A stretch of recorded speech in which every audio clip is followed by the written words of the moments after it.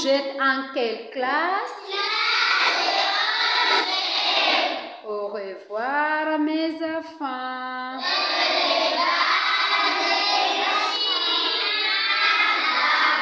Ratsina ini koa tika?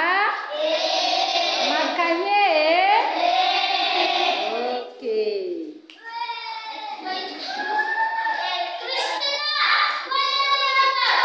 Dana, Fadera.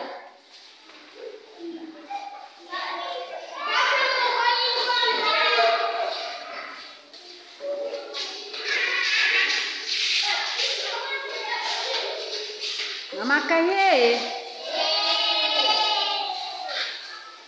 je suis un vendredi.